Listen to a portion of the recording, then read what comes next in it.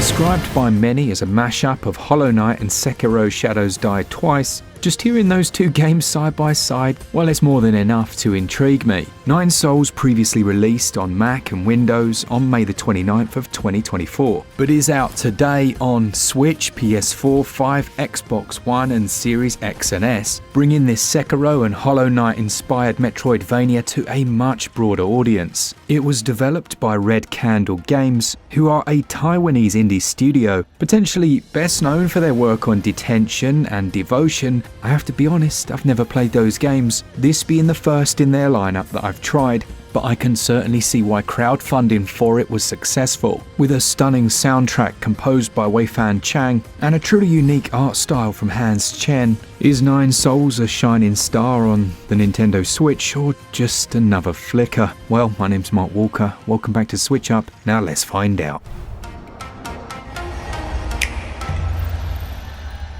The story sees you play as a mysterious individual called Yi. He is described as a legendary hero from the past who seems to know a lot more about this realm, which is known as New Kunlun. There's an unusual dichotomy between the local inhabitants and a futuristic race who seem to be manipulating them into treating them as deities and submitting their inhabitants almost as living sacrifices, whose rulers it's Yi's aim to take down, ending their crushing grip over these people. The storyline featuring the cat-like Solarians has overarching themes of betrayal and redemption and makes a heck of a lot more sense than a lot of Nine Souls contemporaries. Much of this is thanks to the other characters actually having a voice. Not a literal one, but there's dialogue as well as lots of different lore items and hidden notes on computers which fill in the blanks, giving an overarching picture and reason for everything you're doing. I thought the narrative was excellent. Gameplay wise, well, we got a 2D action platformer, aka a Metroidvania, which we can broadly split into combat and exploration. As someone who very much enjoys the inspirations this game's looking towards, I can say they have nailed the combat system. You can perform fast-paced attacks, but there's a parry and counter system that uses what are known as talismans. What this means is when you see a brief flash of an enemy weapon, holding the parry button, it creates a parry window where you can then throw a talisman onto the enemy, dodge out of the way and keep that button held down to explode it. This will do massive damage. Stringing this together is a little less straightforward than it might sound because you're also looking out for any crimson attacks. Initially these are unblockable, but you will unlock a skill that allows you to, well, Tai Chi kick them out the way. This was a solid idea. It means you don't simply sit back, learn your parry mechanic, and rinse and repeat till the cows come home. Instead, you're constantly on your toes. Sometimes doing a parry isn't the best option at all, and in fact, you want to do your invulnerable dash, dodge right through the enemy and then attack them from behind. Now, the developers described their storyline as Tao Punk, based loosely on Taoism, the philosophical and religious tradition that originated in ancient China, emphasizing living in harmony, along with this futuristic cyberpunk civilization. It's a blend that even on paper sounds like it would work, and it really does. That juxtaposition creates a very nice tension within the whole experience.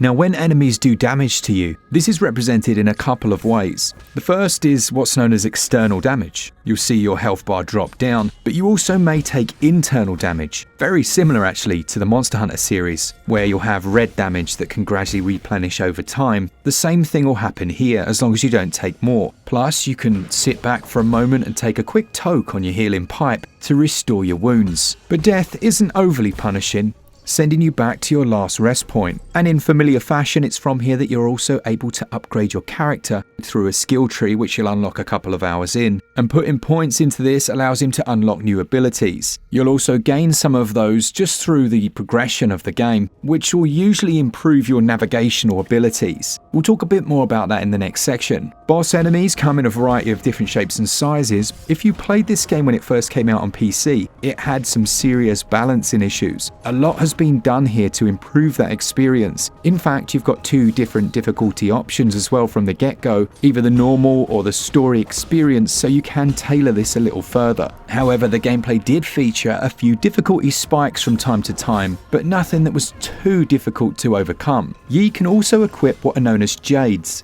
They're special items that will grant him various abilities and enhancements, and exactly like Hollow Knight, there's only so many of these you can equip, and they're designed to let you tailor the build, as it were, of your character, although I don't think they go quite far enough. What I mean is, you don't really have to pay too much attention to them.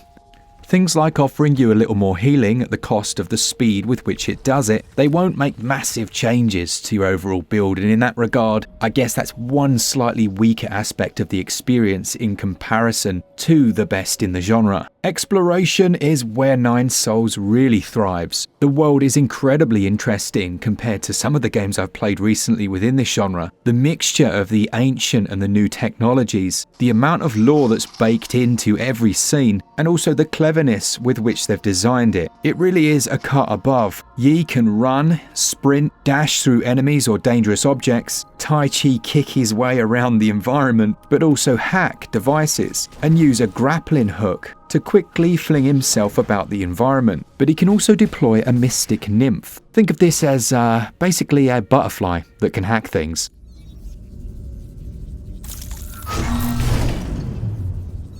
But you can also use it to scout out and look ahead. And the whole world is actually tied together by the Four Seasons Pavilion. You unlock this after the first boss, and it's the central hub, as well as sanctuary for Yi between his excursions. You can fast travel back here whenever you reach a save point, spend some of the game's currency purchasing some new items, or deliver gifts to one of the NPCs, as well as explore it a little more deeply as you unlock new skills. Doing so is going to gain you brand new items, as well as completely new offensive weapons, which I don't want to spoil. But I think my real takeaway with Nine Souls is that it's a very rewarding experience, and it feels better on console than it certainly did when I first played it on PC. They've made so many improvements and updates over the years that we are getting the full version and perhaps the full realization of that initial vision. I give gameplay 19 out of 20. The controls also score 19 out of 20.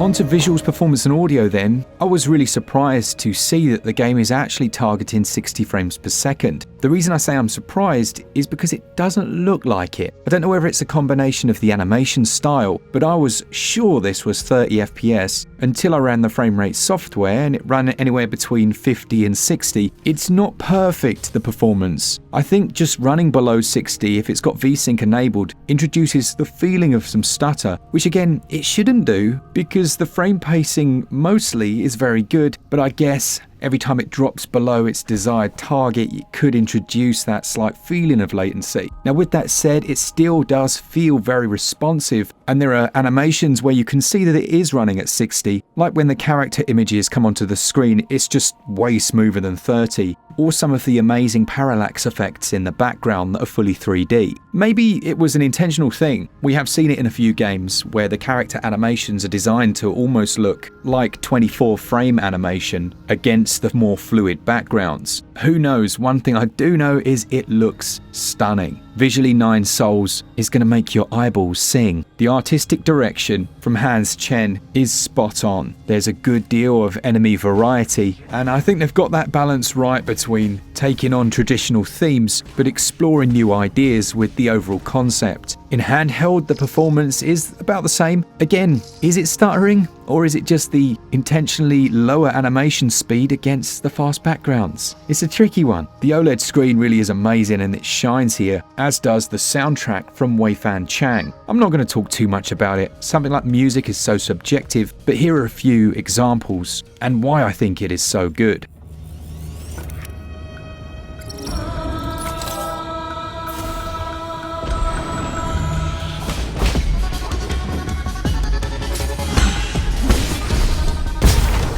Visually, I have to knock a few points for that slightly inconsistent frame rate. If it was perfect, we'd be looking at 18 or 19. As it stands, visuals and performance score 16 out of 20. Sound and audio, that scores 19 out of 20.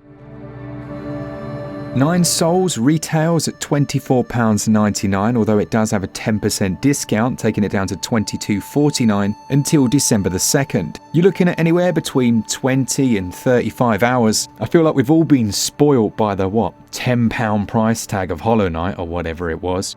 but still within the genre this is slightly above typical. It still offers very good value for money though in my opinion, and I hope we get a physical. Let me know in the comments, have you seen one? I haven't seen one so far. I give value a very good 17 out of 20.